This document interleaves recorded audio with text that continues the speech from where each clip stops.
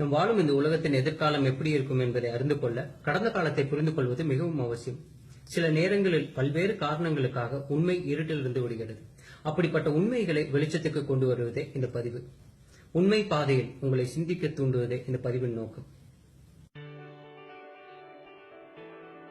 ஜல்லிக்கட்டு ஆதரவாளர்களை ரெண்டு வகையா பிரிக்கலாம். ஒன்னு, நம்ம கலாச்சாரத்தையும் பாரம்பரியத்தையும் பாதுகாக்கணும்னு ஆதரிக்கிறவங்க. ரெண்டு, நாட்டு மாடு அழிஞ்சிடக்கூடாது, ஏட்டுப்பால் நமக்கு கிடைக்கணும், வியாபாரம் வர்த்தகம்னு ஆதரிக்கிறவங்க. நம்ம கலாச்சாரம் பாரம்பரியம் அழிஞ்சிடக்கூடாதுன்னு ஆதரிக்கிறீங்களா?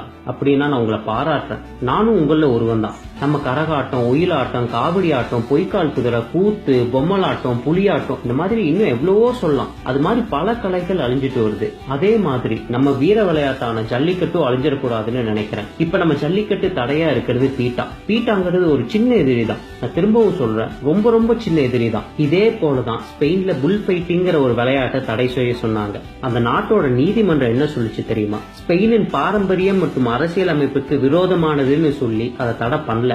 அப்ப நம்ம கலாச்சாரத்தை ஒரு வெளிநாட்டு அமைப்பு, அதாவது அமெரிக்கால தலைமையகம் வச்சு செயல்படுற ஒரு அமைப்பு தடை செய்யறதா? அமெரிக்கா தான் உலகத்திலேயே அதிகமா மாட்டு இறைச்சி இறக்குமதி செய்யற நாடுங்கிறத நான் இப்ப சொல்லிக்க விரும்புறேன். அப்படிப்பட்ட பீட்டாவே சின்ன எதிரினா நம்ம பெரிய எதிரி யாரு? சொல்றேன் கேளுங்க. நாட்டு மாடு அழிஞ்சிடக்கூடாது, ஏட்டு பால், வியாபாரம், வர்த்தகம்னு சொல்லி ஜல்லிக்கட்டு ஆதரிக்கிறீங்கன்னா சில உண்மைகளை நீங்க தெரிஞ்சுக்கணும். உலகிலேயே அதிக பால் மற்றும் பால் பொருட்களை உற்பத்தி செய்யற நாடுகளை முதல் இடத்துல இருக்கிறது இந்தியா.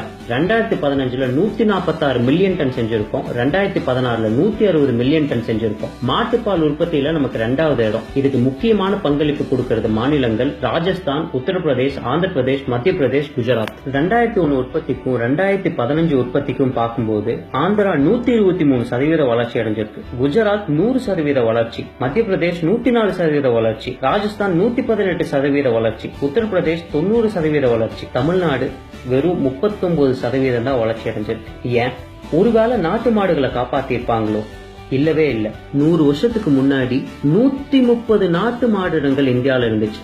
ஆனா இப்ப வெறும் 37 இனங்கள் தான் இருக்கு. தமிழ்நாட்டுல ஆவணமா இருப்பது ஆலம்பாடி, காங்கேயம், புள்ளிக்குளம், உம்பளச்சேரி, பரப்பூர், மலைமாடுங்கிற 6 மாடு இனங்கள் தான். அதுலயும் புள்ளிக்குளம் வேகமா அழிஞ்சிட்டு வருது.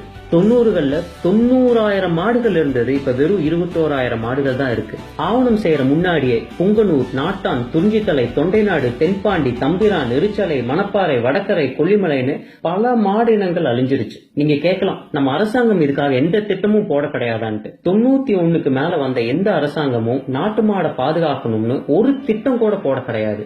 உங்க மனசுல தோணும், ஜெயலலிதா ரொம்ப தெய்வ பக்தியுடையவங்களே, அவங்க எதுவும் செய்யலையான்ட்டு. அவங்க அரசாங்கம் என்ன செஞ்சதுன்னு நான் சொல்றேன். தமிழர்களோட கலாச்சாரமும் பாரம்பரியமும் ரொம்ப பழமையானது. என்னதான் இந்து மத அறநிலையத்துறை ஆங்கிலேயர் காலத்திலேயே தொடங்கினாலும் இந்த திராவிட ஆட்சியில தான் கோவில் சொத்துக்கள் அதிக அளவுல அபகரிக்கப்பட்டதா ஒரு புலிவரம் சொல்லுது. 2013 கடைசியில திருவண்ணாமலை கோவில் கோஷலால் இருக்கிற மாடுகள் பல திடீர்னு இறந்து போக மெட்ராஸ் ஹைகோர்ட் அறநிலையத்துறை கீழ் வரும் கோயில் உள்ள கோஷலாக்களை ஆய்வு செய்ய உத்தரவிட்டது. பல கோடி வருமானம் வரும் கோவில்களுக்கு கோஷலாவை பராமரிப்பது பெரிய விஷயம் இல்ல. ஆனா ஆய்வின் முடிவுகள் ரொம்ப அதிர்ச்சியை கொடுத்தது. கோவிலில் மக்கள் காணிக்கையா கொடுக்கிற மாடுகள் நிலை ரொம்ப மோசமாக இருந்தது. மாடுகள் பல நாள் பட்டினி போடப்பட்டு இருந்தன. மாடுகளால நடக்கவோ சாப்பிடவோ கூட முடியல. சில காட்சிகள் இதோ.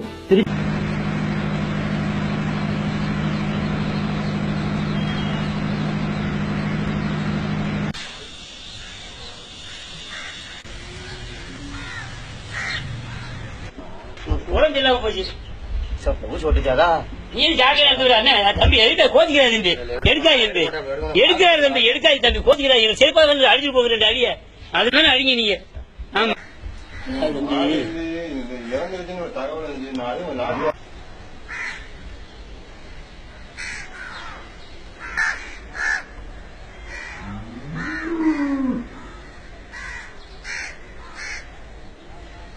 திருச்செந்தூர் முருகன் கோவிலுக்கு காணிக்கையாக வந்த 5389 மாடுகள் காணவில்லை.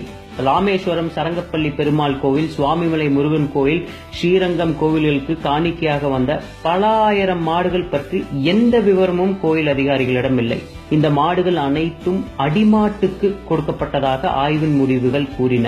2008 1,29,27,176 ரூபாய் செலவில் 240 ஏக்கரில் பழனி கோவில் அருகே கட்டப்பட்ட கோஷலாவில் 2014 ஆய்வின் போது அங்கு வெறும் 6 மாடுகளே இருந்தன.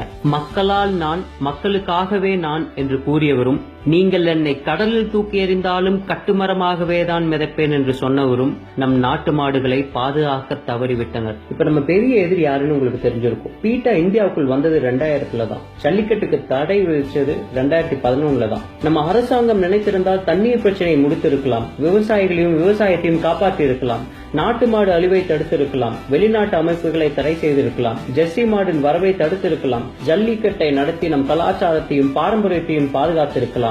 செய்ய தவறிவிட்டார்கள். நமக்கு தேவை நல்ல அரசாங்கமே. இனி நாம் என்ன செய்யலாம்? பால்துறை வளர்ச்சிக்கு 2 அமைச்சர்கள், நல்ல படித்த துடிப்பான இளைஞர் மற்றும் அனுபவமிக்க விவசாயி. நாட்டு மாட்டின் அழிவை தடுப்போருக்கு தமிழ்நாட்டின் மிக உயர்ந்த விருதை தந்து கௌரவப்படுத்த வேண்டும். நாட்டு மாடு அழிவை தடுக்கவும் பால் உற்பத்தியை அதிகப்படுத்தவும் சிறப்பு ஆராய்ச்சி மற்றும் வளர்ச்சித்துறை, அதாவது R&D உருவாக்க வேண்டும். காடுகளில் ஆரோக்கியமான மற்றும் தரமான புல் உற்பத்தி செய்து நாட்டு மாடு வைத்திருக்கும் விவசாயிகளுக்கு மாட்டு தீவனமாக இலவசமாக தர வேண்டும். கோவில்களில் காணிக்கையாக வரும் மாடுகளை சீமன்பட்டி கோஷலாவுக்கு கொண்டு வந்து HRNCE அறநிலையத்துறை பராமரிக்க வேண்டும். செய்ய தவறும் அதிகாரிகளை கடுமையான சட்டம் மூலம் தண்டிக்க வேண்டும். ஜல்லிக்கட்டை எதிர்க்கும் அமைப்புகளை பாரம்பரியம் மற்றும் அரசியல் அமைப்பிற்கு விரோதமான அமைப்புகள் என்ற சட்டத்தின் கீழ் தடை செய்ய வேண்டும். பள்ளிக்கூடங்களில் விவசாயத்தை கட்டாய கல்வியாக்க வேண்டும். ஜல்லிக்கட்டின் போது வெளிநாட்டு சுற்றுலா பயணிகளை ஈர்த்து வரும் வருவாயை நாட்டு மாட்டு வளர்ச்சிக்கே பயன்படுத்த வேண்டும். நாட்டு மாடு வளர்ப்புக்கு என்று சிறப்பு வங்கி கடன் வழங்கப்பட வேண்டும். இப்படிக்கு உங்கள் அசோக் ஸ்ரீநிதி மற்றும் சதீஷ். இனிய பொங்கல் நல்வாழ்த்துக்கள். வந்தே மாத்திரம். ஜெய் ஹிந்த்.